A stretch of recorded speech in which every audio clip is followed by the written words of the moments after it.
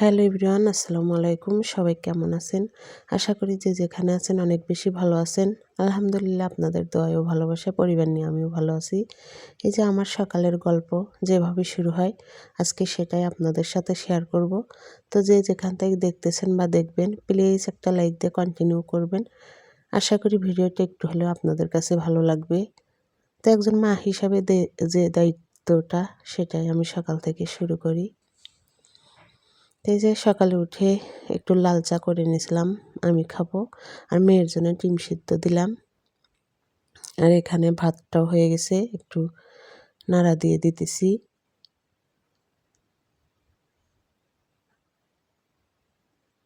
আসলে আমার মেয়ে সকালে কিছুই খেতে চায় না, তাও একটু চেষ্টা করি গরম ভাত খেয়ে স্কুলে দেওয়ার জন্য। ভাতটা হয়ে গেছে, আর এই পাশে আমি আলু ভাজাও করে নিতেছি। একটু ভালো করে নাড়াচাড়া করে নিতেছি, যেহেতু নতুন আলু ভাজতে বেশি সময় লাগবে না।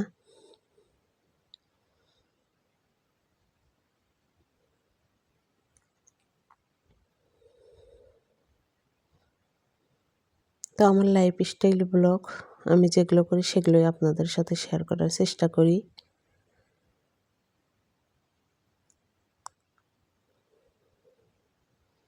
তো এই যে একটু পর পর আমি নাড়াচাড়া করে দিতেছি যাতে লেগে না যায়। আর আলু ভাজা যদি পুড়ে যায় খেতে কিন্তু ভালো লাগে না। তো এই যে ঢাকনা দিয়ে ঢেকে দিলাম, আর এই যে চুলাটা একটু মুছে নিতেছি রান্নার ফাঁকে।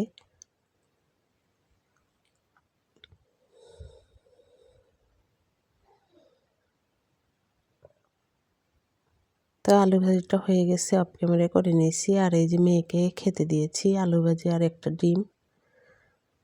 খেতে দিয়ে চলে আসছি, রান্নাঘরটা একটু ঝাড়ু দিয়ে নিব। আসলে আমি সময়ের কাজ সময়ে করে নিতেই ভালো লাগে, পরে আর করতে ভালো লাগে না। এই যে ভালো করে একটু ঝাড়ু দিয়ে নিতেছি। তো এই যে ঝাড়ু দেওয়া শেষ, এখন একটু দেখিয়ে দেই। এই যে গুছিয়ে নিয়েছি সব কিছু। আর এখন মেয়েকে রেডি করে দিব। এই যে ড্রেস পরিয়ে দিতেছি। তো আমার ভিডিওর কোনো অংশ যদি ভালো লেগে যায় তাহলে আমার চ্যানেলটা সাবস্ক্রাইব করে আমার সঙ্গেই থাকবেন। আর যারা সাবস্ক্রাইব করে দিয়েছে তাদেরকে জানাই অসংখ্য ধন্যবাদ। তো মেয়েকে ড্রেসটা পরিয়ে দিয়ে এখন চুলটা বেঁধে দিব। তো এই যে চুল বেঁধে দেওয়া শেষ, আর মেয়ে এখানে জুতো পরতেছে। আর এই যে মেয়েকে চশমাটাও পরিয়ে দিলাম। আসলে আমার মেয়ের চোখে সমস্যা, ওর প্রচুর মাথা ব্যথা করে, তার জন্য ডাক্তার চশমাটা পরতে বলেছে সব সময়।